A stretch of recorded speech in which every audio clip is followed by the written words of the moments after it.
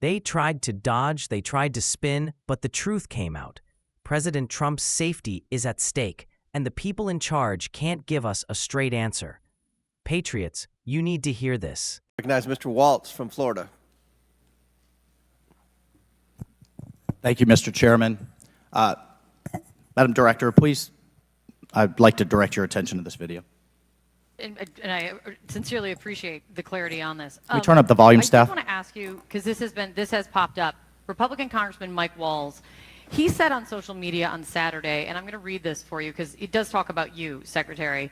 I have very reliable sources telling me that there have been repeated requests for stronger Secret Service protection for President Trump denied by Secretary Mayorkas. Your department has already pushed back on that, calling that absolutely false, but he is putting this on you. Can you respond to that, please? Well, that is, yeah, that's a baseless and irresponsible statement, and is one that is unequivocally false. Director Cheadle, did you speak with your boss, Secretary Mayorkas? You fall under DHS. Did you speak with him on the 14th, the day after? Yes, I did.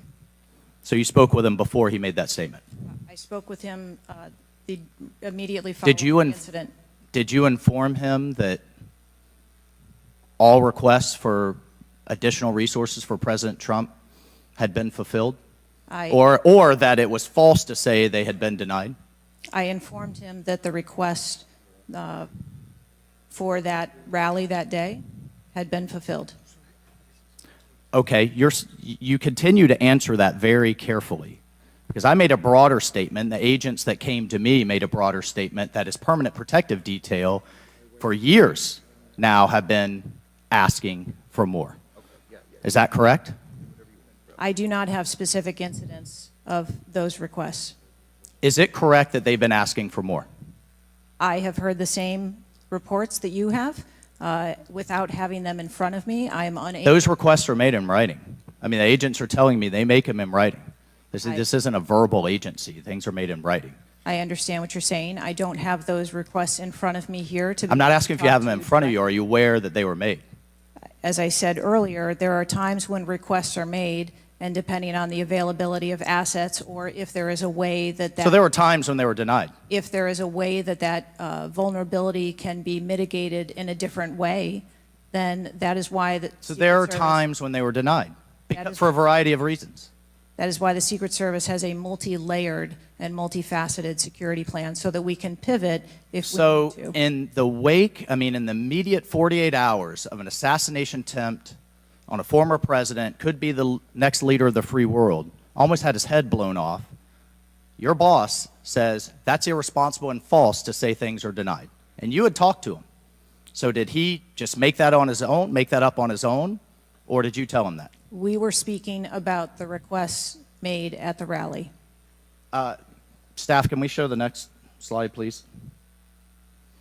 Then we have your spokesman. Did you sign off on this statement? That there's an assertion that a member of the former president's team requested additional security resources and those were rebuffed. This is absolutely false. In fact, we added protective resources and technology and capability as part of the increased campaign travel tempo. But next slide, please. Next slide, please, staff. We have the Washington Post article that then says we now have senior Secret Service officials saying there were at times when it was denied. So which is it? Again, there have been a number of conversations going on here. Did you sign off on that spokesman's statement? The spokesman's statement, I believe, was related to requests that were made. Did you sign off on it? For the requests that were made at the rally. Did you sign off on the statement before it went out? I sign off on my press spokesman's statement before they go out. I would hope you would in the wake of an assassination attempt. Yes. You did? Mm-hmm. Categorically false that any requests were made. You signed off on it. Thank you for that. Thank you for that clarity. Madam Director, how many press conferences have you held since the assassination attempt? We have put out press releases. How many press conferences have you held, gone to the mic, taken questions from the public, from the media? How many? I have not held any. How many has Secretary Mayorkas held? I don't. 0. How many has the FBI held? 0. How many has the Department of Justice held? I know you know the answer. I believe there was a press conference in Butler after the incident occurred. By local law enforcement, not by you and not by the Department of Homeland Security. So this is how misinformation flies. I mean, in the darkness, in the absence of information. Now we have 9 days later before a congressional committee, we all represent almost 1 million people, and you still don't have answers. Are you aware that national news anchors are saying this was a hoax? On national television, they're saying, no, the president wasn't shot, it was flying glass. Are you aware of that? I have not heard those reports. Are you aware that, I mean, there are rumors rampant online that there were multiple shooters? Yes. Are you aware that because the shooter had overseas encrypted platforms in Belgium and New Zealand and in Germany, that a lot of people are speculating there could have been foreign involvement, logically? Are you aware of that? Yes. And have you done anything to disabuse any of these notions today? No. You haven't. Madam Director, I would fire you. Regardless of the failure, I would fire you just how you've handled it since. You should have been the first to the mics to say, America, world, I want to assure you we're going to get to the bottom of this. I want to assure you full transparency. Our agency clearly had major gaps here, and I want to personally take responsibility and accountability. You should have been the first, standing alongside Secretary Mayorkas, and I would even go so far as to say have daily press conferences, updating everyone on what we know. But you haven't had any of that. What are you hiding behind? I am not hiding. Because you're making the situation worse. I think you've heard that on a bipartisan basis here. You are making this situation far worse in the absence of information. Let's move on. This is truly astounding. I want to be clear, because you keep dodging the issue. Has President Trump's permanent protective detail requested additional assets over the last few years? He is clearly not your average former president. He's not Jimmy Carter in an old folks' home. He's not President Bush painting out in his barn. He has multiple residences, a lot of rallies. He's very publicly engaged, and he has a foreign threat in addition to domestic threats. Have they requested additional resources? That's the last question, but please feel free to Thank answer, you. Director. Thank you. We have continued, as I stated earlier, to increase over the past year the assets that are at the former president's residence and supplied to his detail. Mr. Chairman, if I could just ask for one more indulgence. It is clear you have not been to Butler, Pennsylvania. Leaders lead and should be on the ground. You have not been there. Instead, you went to the RNC, but you weren't originally even going to go there. Where were you originally scheduled to go besides the RNC, a national special security event? I was always scheduled to go to the RNC. Mr. Chairman, I would like to enter into the record that the director was scheduled to go to. Welcome back to Jace Manwa.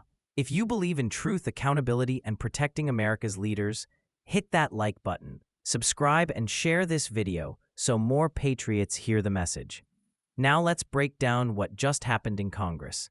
Congressman Mike Waltz grilled the Secret Service director over something very serious: whether former President Trump has been denied stronger protection even after an assassination attempt. DHS Secretary Mayorkas publicly called those claims absolutely false. But under questioning, the director admitted that yes, sometimes requests are denied, sometimes resources aren't available, and sometimes they try to mitigate in other ways. That sounds like doublespeak to me. Here's the problem. On one hand, we're told Trump has all the protection he needs. On the other hand, senior Secret Service officials admit that requests have been turned down. Which one is it? This isn't some minor detail. This is the life of a man who could very well be the next president of the United States. Even worse, Waltz pointed out that not a single press conference has been held by the Secret Service, DHS, the FBI, or the DOJ since the shooting. 0. In the absence of information, the American people are left with rumors, hoax claims, multiple shooter theories, speculation about foreign involvement. And the director admitted she hasn't done anything to set the record straight. That silence only breeds more distrust. Think about it. After the worst breach of presidential security in decades, the people in charge haven't gone to the microphone once. No accountability, no transparency, just carefully worded statements. Meanwhile, Trump is not like other former presidents. He's not painting in his barn. He's holding rallies, he's traveling. And he's under constant domestic and foreign threat. Yet we're supposed to just trust that multi-layered security plans will cover it. That doesn't cut it. What's worse, Waltz exposed that instead of being in Butler, Pennsylvania, ground zero of the attack, the director had originally been scheduled to speak in Aspen with the elites. That says it all. Priorities. Optics over duty. Here's the bottom line. If this administration won't give Trump the full security he deserves, that's not just a failure. It's deliberate negligence. Americans see it, and we won't forget. If you're with me and you believe America deserves leaders who tell the truth and put our safety first, make sure you subscribe to Jace Manwa. Stay alert, stay informed, and never stop demanding accountability.